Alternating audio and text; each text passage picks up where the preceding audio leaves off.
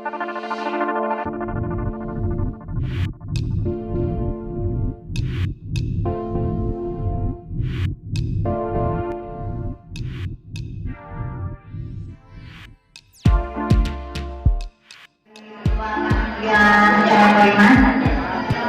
kedua yaitu sambutan dari Ketua Korimat Wilayah Karawang.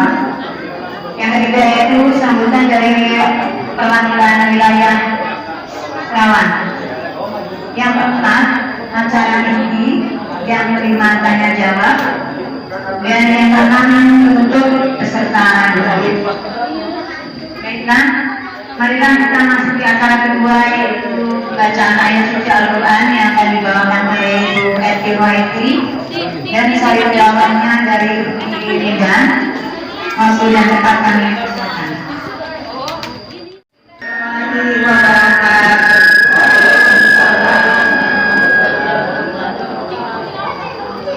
A'udzu billahi minasy syaithanir rajim.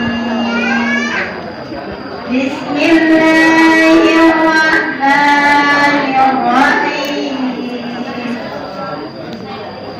Wa idh qala Luqmanu libnihi wa huwa ya'idhuhu ya bunayya la tusyrik billah inna syirka la dzulmun 'adzim. Wa wassayna al-insana biwalidayhi hamalatuhu ummuhu wahnan 'ala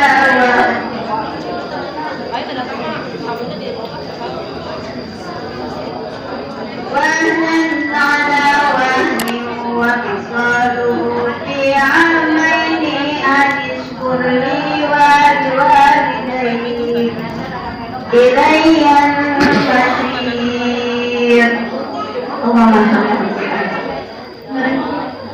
Aku begitu Al-Quran dan bersyukur dengan menyebut nama Allah yang Maha Pengasih lagi Maha Penyayang.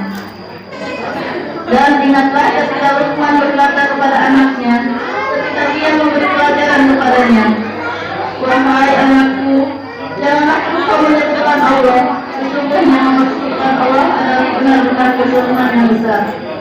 Dan kami perintahkan kepada manusia agar berbuat baik kepada kedua orang tuanya. Ibunya telah mengandungnya dalam keadaan lemah yang bertambah-tambah dan menyapihnya dalam usia 2 tahun. Bersyukurlah kepadaku dan kepada kedua orang tuamu, hanya kepadaku kembalimu. Assalamualaikum warahmatullahi wabarakatuh. Alhamdulillahilladzi hadana li hada wa ma kunna linahtadiya laula an hadana Allah. Asyhadu an la ilaha illallah wahdahu la syarika lah wa asyhadu anna Muhammadan abduhu wa rasuluhu la nabiyya ba'dah. Allahumma shalli ala Muhammad wa ala ali Muhammad amma ba'd. Yang saya hormati yaitu Ketua DKM At-Taqwa Desa Sarimulyadi. Yang saya hormati tokoh masyarakat yang ada di Desa Sarimulya. Yang saya hormati yaitu Jamaah Majelis Taklim yang ada di Desa Sarimulya ini. Yang saya hormati Amir Wilayah Karawang. Yang saya hormati Ibu Ketua Korimat Wilayah Karawang. Yang saya hormati pula dan tidak ketinggalan yaitu Ibu Murti kita, Ibu Rifah Agustini, ke SPR Kebidanan yang sudah ada di tengah-tengah kita. Marilah kita panjatkan puji syukur kehadirat Allah Subhanahu wa Ta'ala yang telah memberikan kenikmatan kepada kita sekalian, terutama yaitu nikmat iman dan Islam, juga nikmat sehat walafiat, sehingga pada pagi hari ini kita bisa berkumpul, ya, memenuhi undangan kami Korimat Umi Puro Kota Baru.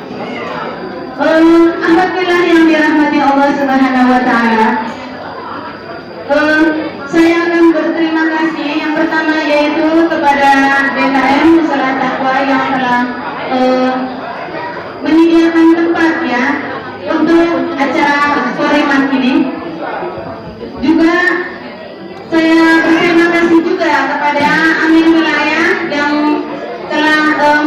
ide untuk tema pada pagi hari ini, yaitu tema yang penanganan pertama, persalinan dan perawatan bayi yang Assalamualaikum warahmatullahi wabarakatuh. Innal hamdalillah nahmaduhu wa nasta'inuhu wa nastaghfiruh wa na'udzu billahi min syururi anfusina wa min sayyiati a'malina. May yahdihillahu fala mudhillalah wa may yudlilhu fala hadiyalah. Asyhadu an la ilaha illallah wahdahu la syarikalah wa asyhadu anna Muhammadan abduhu wa rasuluh. Rabbi shrahli sadri wa yassirli amri wahlul 'uqdatam min lisani yafqahu qawli, amma ba'du. Ahwatillah rahimakumullah. Bersyukur kita kepada Allah karena kita telah Allah mudahkan untuk bisa menghadiri sebuah kajian ilmu, hadir dan duduk di majelis ilmu untuk bisa mendapatkan keuntungan dari pertemuan hari ini. Semoga itu merupakan tanda bahwa Allah menginginkan kita semua berada di dalam kebaikan. Amin ya rabbal alamin. Salawat serta salam semoga tetap tercurah kepada junjungan alam Nabiullah Muhammad Sallallahu Alaihi Wasallam, juga kepada keluarga dan para sahabatnya, dan juga kepada para pengikutnya yang setia menjalankan risalahnya hingga hari kiamat. Amin ya rabbal alamin. Akhwatillah rahimakumullah. Pertama-tama saya ingin mengucapkan terima kasih jazakumullah khairan katsiro kepada DKM dan juga Majelis Taklim ya, yang sudah mengizinkan kita semua menjalankan program keilmuan ya di tempat ini. Semoga atas kebaikannya Allah membalasnya dengan pahala dan kebaikan yang berlipat ganda. Amin ya rabbal alamin. Kami juga berterima kasih jazakumullah khairan katsir kepada akhwat dari seluruh wilayah Karawang yang sudah memaksakan diri untuk bisa hadir. Saya yakin tentu saja banyak kendala dan halangan yang sebetulnya atau acara ya yang lebih menarik ya daripada untuk bisa hadir di tempat ini. Namun sekali lagi terima kasih. Saya sangat menghargai kehadiran dari akhwat sekalian untuk bisa menganggap acara ini penting ya untuk bisa dihadiri. Alhamdulillah ini merupakan program kedua ya yang bisa dilaksanakan oleh Korimat Karawang, yang sebelumnya adalah pelatihan Daurah Janais ya tentang pengurusan jenazah ya. Sudah dilaksanakan saat itu oleh Ummul Qura Lari ya, alhamdulillah. Dan ini dilanjutkan oleh Ummul Qura Kota Baru dengan mengambil tema tentang penanganan pertama persalinan dan perawatan bayi yang baru dilahirkan. Ini adalah hal-hal yang sunatullah ya selalu terjadi di tengah-tengah kita. Jadi tidak bisa dihindari. Kematian dan kelahiran adalah kejadian yang senantiasa akan kita hadapi ya. Dan Allah pun memerintahkan kepada kita untuk apa? Wa ta'awanu 'alal birri wat taqwa ya. Kita diperintahkan untuk saling tolong menolong di dalam kebajikan dan juga di dalam ketakwaan. Jadi semoga ini merupakan bagian dari pengamalan ayat itu ya, bahwa kita dengan berbekal ilmu ini kita bisa menjadi orang yang bisa melaksanakan tolong menolong ya. Artinya di dalam tolong menolong ini pun kita tidak merasa gamang dan tidak merasa canggung ya, karena kita berbekal ilmunya ya. Kemarin kita mengadakan pelatihan Daurah Janais, maka di saat itu kita tidak bisa ragu, tidak usah ragu lagi ketika ada orang yang meninggal, tidak perlu ditanya lagi apakah ada yang bersedia atau ada yang bisa menangani jenazah. Tentu saja akhwat yang sudah melakukan pelatihan kemarin bisa melakukannya. Dimanapun kita berada, kita siap ya, siap menangani penanganan jenazah. Dan ini ilmu bekal buat para ibu ya, tentunya para suami pun boleh ya tahu tentang ini. Karena apa? Karena ilmu ini sehari-hari kita hadapi. Ibu baik tahu ya tentang ilmu ini, suami pun baik tahu tentang hal ini agar bisa mendampingi istrinya di dalam masa persalinan. Karena persalinan ini memang kadang kita diliputi rasa panik ya apabila tidak ada bekal ya. Mungkin kepanikan akan berangsur reda apabila sudah pengalaman ya. Untuk yang baru pasti akan mengalami kepanikan ya. Maka di sini kita ngambil tema ini agar kita semua punya bekal ya, bekal untuk bisa menghadapi hal-hal panik ini ya, sudah bisa kita atasi. Baiklah, Rasulullah pun dalam sebuah hadisnya bahwa khairun nas anfa'uhum linnas, sebaik-baiknya di antara kita itu adalah yang paling banyak manfaatnya untuk orang lain. Maka dengan bekal ilmu ini kita bisa menjadi orang-orang yang bisa bermanfaat di lingkungan kita ya. Mudah-mudahan dengan ini adalah program dari Khalifah ya, Ahwat. Jadi Khalifah itu menganjurkan kepada Korimat itu untuk sering membuka sarana pelatihan agar Ahwat itu bisa meningkatkan keterampilan ya, kemampuan diri, sehingga di dalam tadi untuk menjadi orang yang bisa bermanfaat itu kita punya ilmunya ya. Nah, artinya kita sebagai perempuan ya, sebagai akhwat muslimah itu bisa memberikan banyak manfaat kepada sesama kita. Jangan sampai orang itu lihat kita tuh apa ya Bu, belum apa-apa udah takut ya, belum apa-apa udah ragu. Kita tuh seperti wajahnya tuh tidak welcome sama orang itu ya, tidak membuka diri untuk bisa menolong ya. Jangankan untuk minta tolong, untuk menyapa pun kita dia udah takut ya. Ya maka perbanyak keahlian ya, perbanyak kemampuan kita untuk bisa menolong. Jadi dimanapun kita berada, kita tidak ragu-ragu untuk bisa memberikan manfaat di lingkungan kita, sekecil apapun. Apalagi ibu-ibu memang ditakdirkan itu cerdas ya Bu ya. Nah, ibu-ibu cerdas. Kalau bapak-bapak ya Bu, dikabarkan Bu dalam penelitian itu fokus ya Bu ya. Ibu lihat kalau suami ibu sudah pegang HP, susah dipanggil kan ya Bu ya? Susah dipanggil Pak, Abi, wow itu dia anteng ya.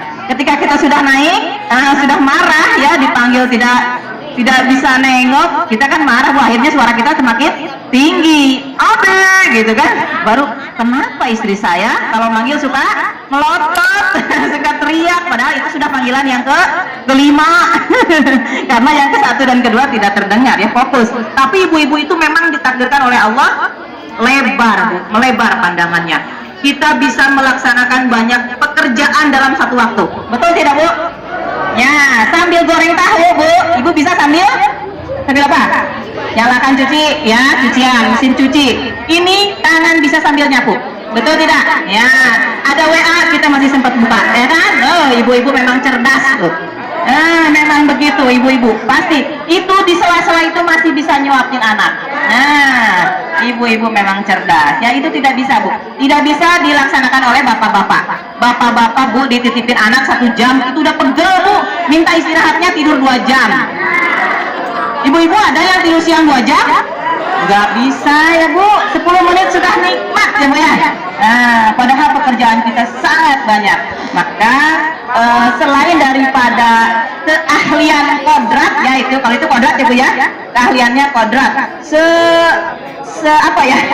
sebaru-barunya ibu-ibu lah gitu ya, tetap akan muncul Bu fitrahnya sebagai ibu, mengeluarkan kemampuannya mengurus rumah tangga. Nah, selain daripada kemampuan itu, kita buka Bu di sini pelatihannya, ibu-ibu menambah pengetahuannya tentang kemarin bisa daurah janais ya. Kita bisa lompat nih Bu, tidak cuma di rumah, kita tampil di lingkungan kita, bisa menangani pengurusan jenazah. Sekarang kita mau pelajari ini Bu tentang lahir ya, tentang melahirkan. Dari saja ya ibu-ibu ya. Di sini dengan temanya penanganan pertama untuk persalinan dan merawat bayi baru lahir. Nah, Jadi karena temanya itu dimintanya penanganan pertama untuk persalinan dan merawat bayi baru lahir. Nah, sebelumnya mungkin saya akan menyampaikan tentang materi atau teori yang saya dapatkan sewaktu mendapat ilmu pendidikan di sekolah ya, bukan secara pengalaman. Jadi teori dulu ya, dari teorinya disampaikan. Jadi persalinan dan kelahiran normal itu adalah proses pengeluaran janin yang terjadi pada kehamilan cukup bulan, yaitu usia 37 minggu sampai 42 minggu gitu ya. Lahir spontan dengan presentasi belakang kepala yang berlangsung 18 jam tanpa komplikasi baik pada ibu maupun pada janin. Ya, itu namanya persalinan dan kelahiran normal ya. Kita membahasnya yang normal saja ya, karena 90% ibu-ibu melahirkan itu adalah normal ya, normal, dan sisanya itu adalah patologis bagian ranah wilayah dokter ya. Jadi kebanyakan normal harusnya ya, jangan tidak normal. Nah, persalinan itu dibagi dalam 4 kala ibu-ibu ya. Jadi ada 4 kala. Kala pertama itu dimulai dari saat persalinan mulai sampai pembukaan lengkap. Pembukaannya berapa Bu biasanya? Pinter. Jadi sampai 10. 10 teh segimana Bu? 10 cm segimana kira-kira? Harus diukur dulu ya. Kan sini cm. Kalau segini 5 cm.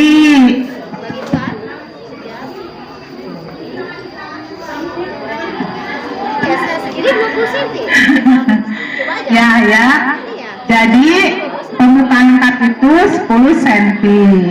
Jadi gimana hitungnya? 1 segini, 2 segini, 3 segini, 4 segini, 5 segini, 10 masuk semua tangan dua-duanya ya. Enggak ya, jadi 10 itu ini ya, cari 2 aja ya. Nah, dalam kala 1 ini prosesnya dibagi 2 fase, fase laten dan fase aktif. Nah, yang lama itu biasanya fase laten. Fase laten itu pembukaan 1 sampai dengan 4 ya. Kalau fase aktif itu fase pembukaan 4 sampai dengan 10. Makanya kalau sudah pembukaan 4 sampai 10 biasanya cepat ya, mulusnya bagus. Nah, kala 2 dimulai dari pembukaan lengkap sampai bayi lahir. Nah, Bu udah lengkap pembukaannya, ayo Bu ngeden. Nah, ada Bu bidan itu ya, yang ngeden itu kan ada yang lama, ada yang cepet ya. Nah, setelah pembukaan lengkap dipimpin untuk ngeden, lalu lahir bayi ya.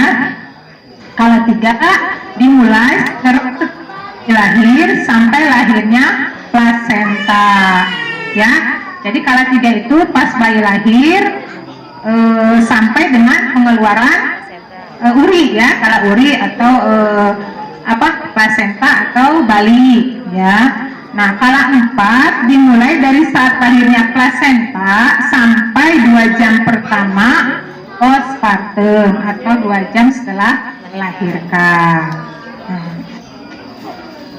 Selanjutnya, bagaimana persiapan melahirkan?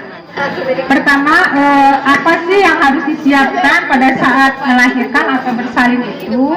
Yang pertama, biasanya ibu-ibu kan sebelum melahirkan itu suka diperiksa dulu ke ibu bidan ya? Suka diperiksa nggak Bu? Jauh ya? Masa di kota jauh ya? Kalau di itu mah di kampung mah jauh, di uduk-uduk ya. Di sini mah percayalah di kota walaupun jauh banyak transportasi ya, banyak kendaraan, ada motor, ada mobil, ada angkutan umum ya.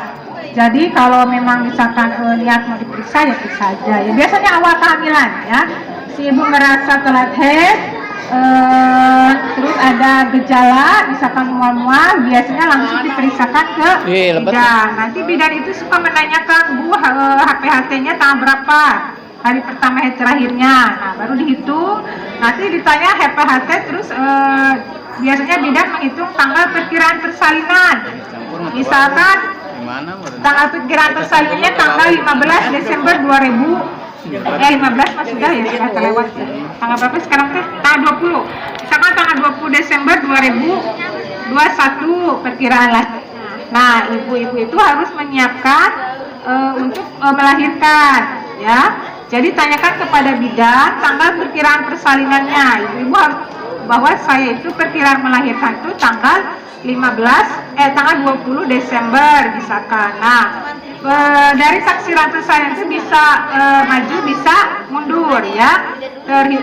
Sesuai dengan tadi usia kehamilan yang aterem itu 37 minggu sampai 41 sekarang ya, 41 minggu, ya. Jadi kalau dari HPHT itu menghitungnya misalkan 20 Desember itu sekitar itu 40 mingguan, ya. Kalau tanggal 20 Desember itu biasanya 40 minggu kalau dihitung dari HPHT. Nah, yang pertama tanyakan dulu, kita tahu tanggal perkiraan persalinan kita tanggal berapa, bulan apa, ya. Nah, yang kedua, persiapkan tabungan atau dana cadangan untuk biaya persalinan. Kalau tidak punya pun, kita kan hamil selama 9 bulan, ya, perlu menyiapkan tabungan. Untuk apa ibu-ibu? Walaupun misalkan lahir secara normal, tidak di rumah sakit, tidak menghabiskan biaya besar, tapi kan tetap kalau kita punya tabungan, kita kan enak, ya. Misalkan alhamdulillah lahirnya nggak di rumah sakit, tapi tabungan kita berarti tidak berkurang, misalkan utuh, ya. Alhamdulillah nanti kita belikan dengan kambing misalkan buat Eka atau apa, ya, gitu. Jadi ada persediaan dana. Nah, mungkin yang sudah punya anak, yang sudah melahirkan, sudah tahu ya tanda awal persalinan itu apa, Bu? Ya, perut mulas-mulas yang teratur, ya, timbulnya semakin sering dan semakin lama, ya. Yang kedua, keluar lendir bercampur darah dari jalan lahir atau keluar cairan ketuban dari jalan lahir. Betul nggak, Bu? Betul. Pengalaman ya ibu-ibu, ya. Ya. Nah, ini untuk proses melahirkannya. Tanda-tanda akan bersalin didahului dengan mulas teratur. Semakin lama semakin kuat. Mulas itu biasanya kalau masih lama itu masih jarang ya ibu-ibu, ya. Biasanya 15 menit sekali, 10 menit sekali. Tapi kalau mulasnya sudah teratur biasanya 5 menit sekali, Bu. Kalau teratur itu 5 menit sekali dengan lamanya itu kurang lebih 1 menit, ya. Jadi 5 menit itu ada timbul mulas perutnya kencang, mulas. Mama lihat detak jam itu, ya, detak jarum jam tak lama sampai 1 menit lebih, ya. Yaitu mulasnya baru hilang. Nanti 5 menit lagi mulas lagi, timbul lagi, ya. Nah, itu biasanya tanda-tanda persalinan. Kehamilan pertama biasanya bayi baru lahir setelah 12 jam sejak mulas-mulas. Kehamilan kedua dan berikutnya biasanya bayi lahir lebih cepat dibandingkan anak pertama. Betul nggak, Bu? Betul.